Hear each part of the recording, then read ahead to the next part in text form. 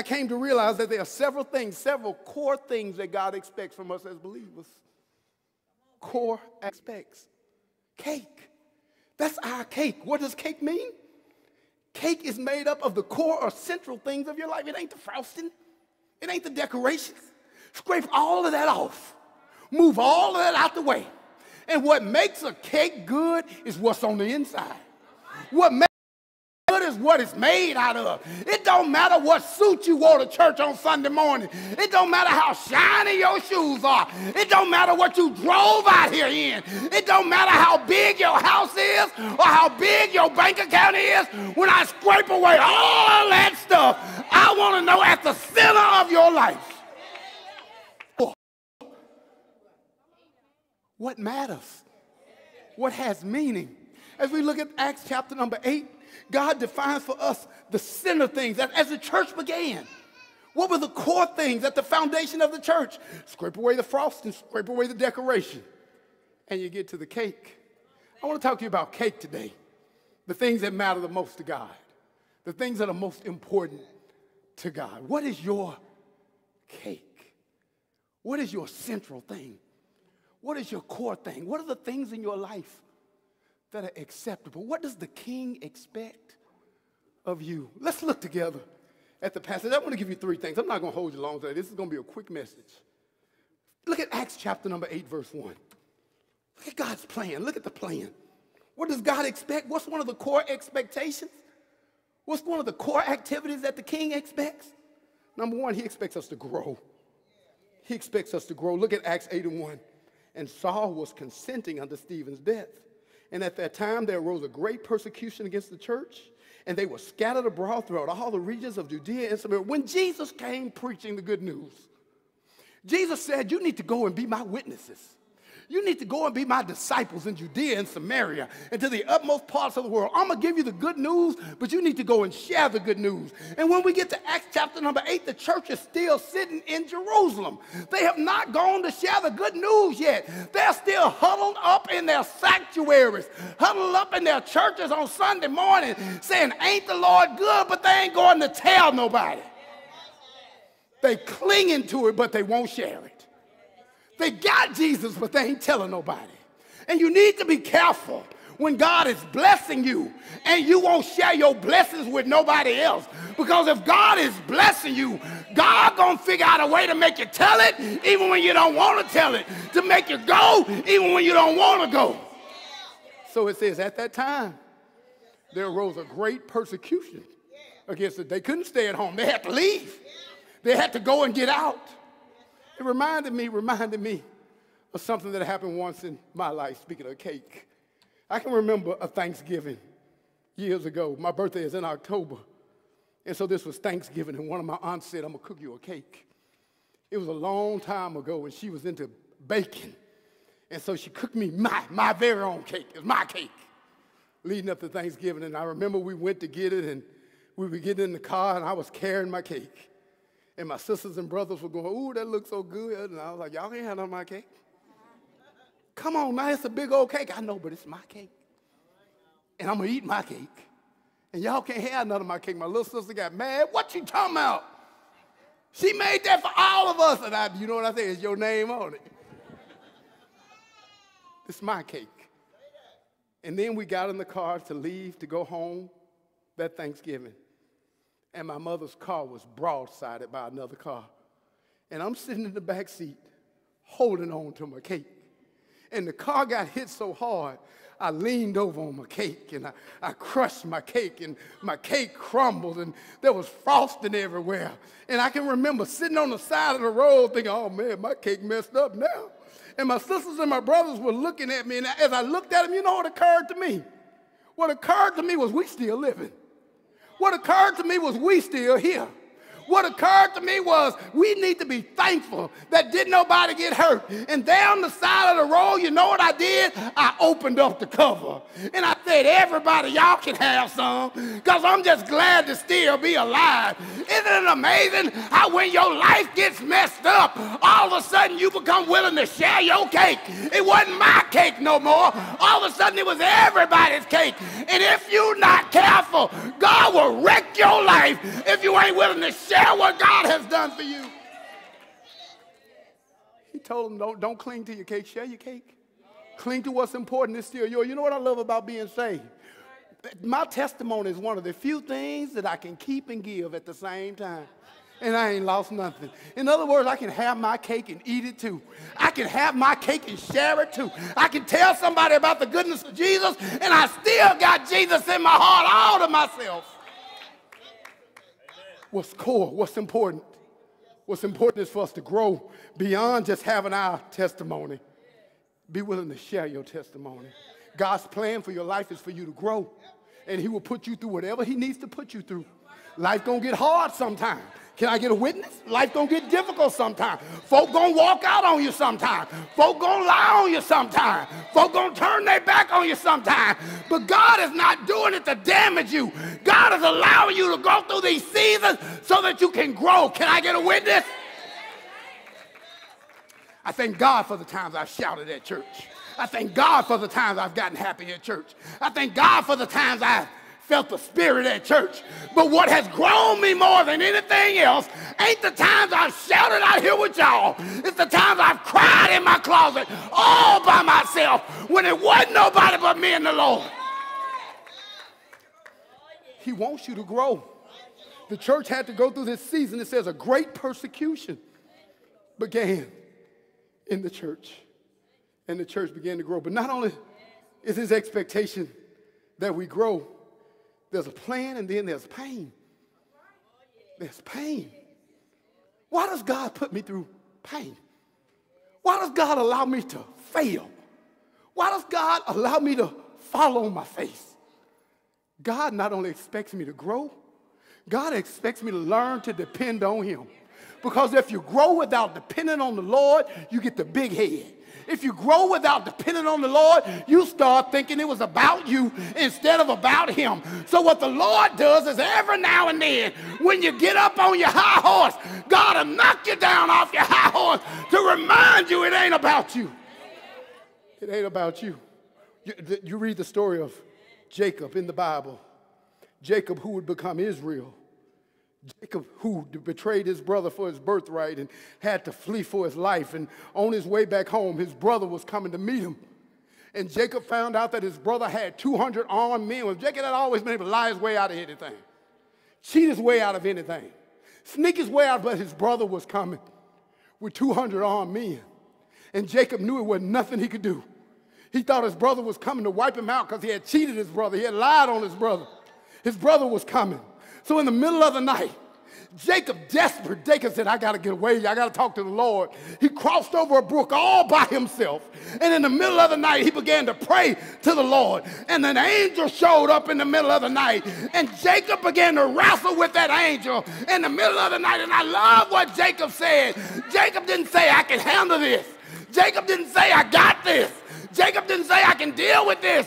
Jacob said, I'm not going to let go until you bless me. It's stuff coming that I can't handle. But that's not the key point in the story. He held on with the angel. He wrestled with the angel, and the angel wrestled with him. And then finally, as the sun began to rise, the angel touched him in his hip, and his joint got knocked out of place. And the scripture says for the rest of his life, he had to lean on a cane to walk. For the rest of his life, he couldn't depend on his own strength. He had to learn to lean on something. God had to show him, Jacob, it ain't about you and your strength. And the last thing we read about Jacob in the Bible, Jacob died as an old man, leaning upon his staff. He learned to lean on the Lord when the Lord took away his strength. God expects us to depend on him. And isn't it amazing how in 2018, folks are into fancy stuff and pretty stuff.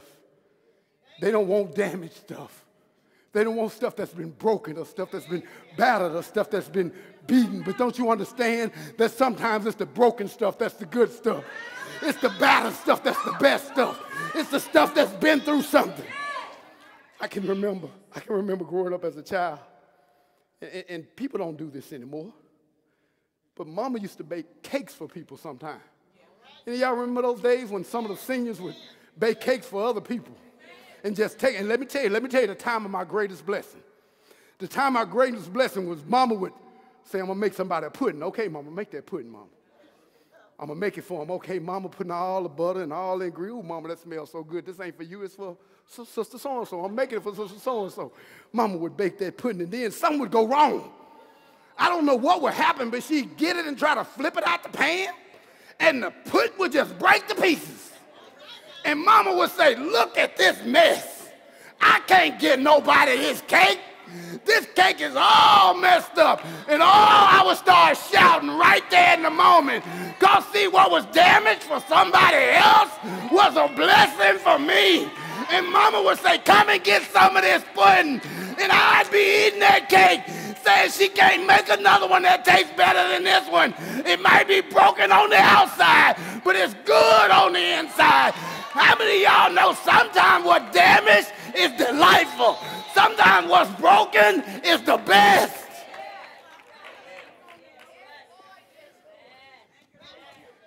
And that applies to us too. Sometimes the best folk are the folk that's been through something. Sometimes the best folks are the broken stuff. Somebody told me one time, God tried to break you because the good stuff is on the inside. And so he's going to break you open every now and then so he can pour the best out on somebody else. Anybody in here ever been broken for the Lord?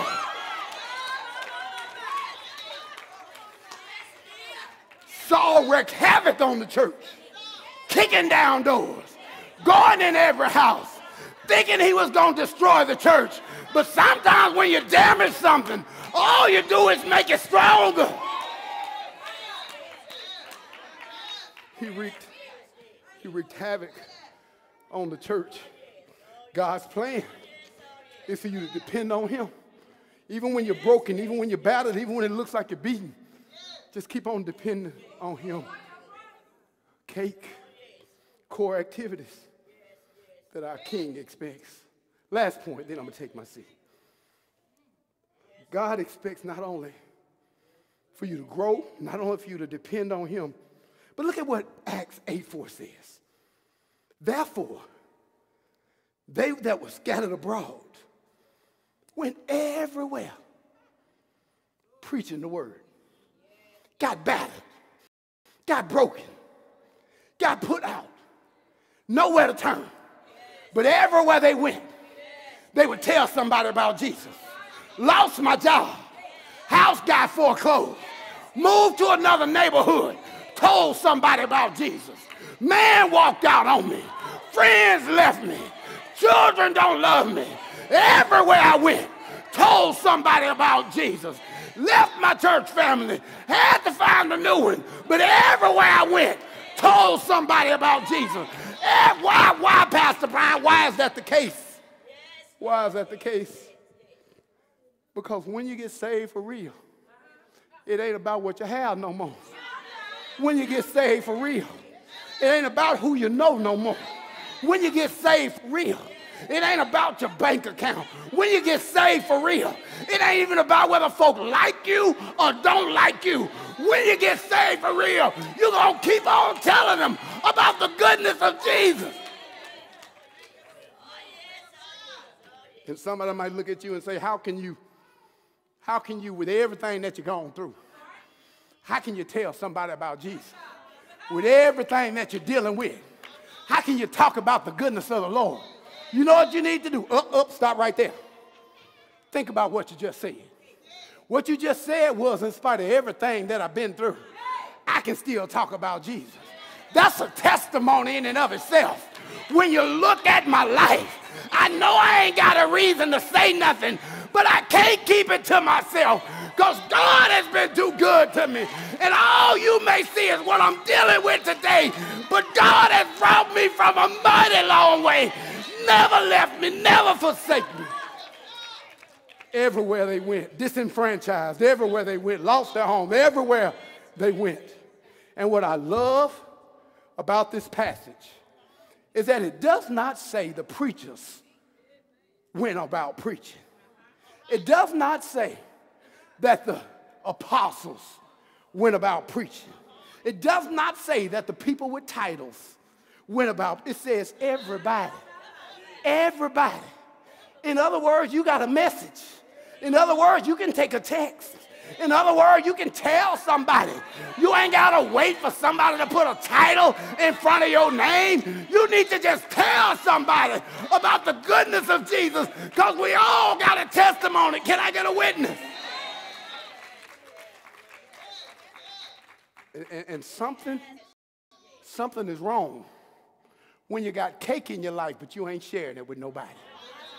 When you got cake in your life and you ain't giving it to nobody. Somebody, I thought about this as I was preparing the message.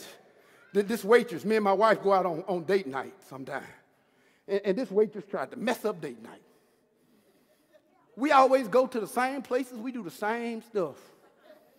And so we went out to eat, favorite restaurant. Getting late, that's okay, it's still open, favorite restaurant. We grown, we can stay out past 10. And we sitting there and we finish our meal. But the highlight of the meal is the dessert. And we sitting there and see, this is one of those places where every time you go, you ain't got to ask them about no dessert. By the time you finish your meal, they showing up with a tray with all the desserts on it. And they put them out in front of your face and say, which one like? So me and Sister Bryant done finished our meal. I'm waiting on the desserts to show up. And we just sitting there and sitting there. And sitting there, and don't know desserts show up. This ain't my first time here. I know how this is supposed to work. By the time I finish my food, you're supposed to show up with the dessert. I'm sitting there, where's the cake? Where's the cake, Ro?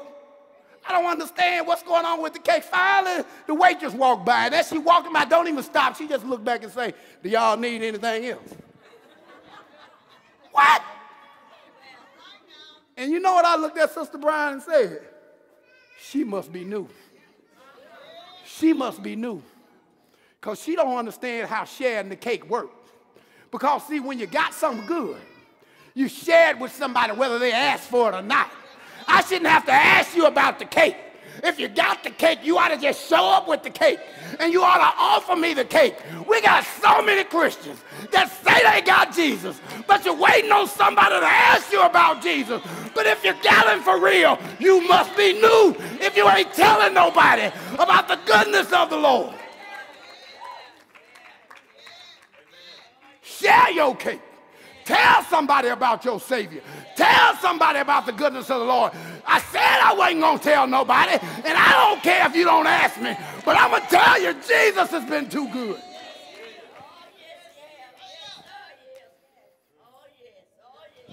He expects us to tell it.